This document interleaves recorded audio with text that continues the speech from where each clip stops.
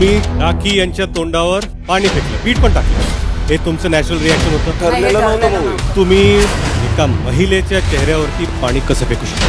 तुम्ही ते सचिन भाऊ म्हणून वावरता ना, तर काय तुमची रिस्पेक्ट राहणार आहे? मला खूप खटकलं. आज रात तुम्ही राखी यांच्या तोंडावर पाणी फेकलं, मीठ पण टाकलं. हे तुमचं नॅचरल रिॲक्शन होतं. ठरलेलं नव्हतं भाऊ. तुम्ही एका महिलेच्या चेहऱ्यावरती पाणी कसं फेकू शकता? तुम्ही ते सचिन भाऊ म्हणून वावरता ना, तर काय तुमची रिस्पेक्ट राहणार आहे? मला तुम्ही राखी यांच्या तोंडावर पाणी फेकलं, मीठ पण टाकलं. हे तुमचं नॅचरल रिॲक्शन होतं. ठरलेलं नव्हतं भाऊ. तुम्ही एका महिलेच्या चेहऱ्यावरती पाणी कसं फेकू शकता?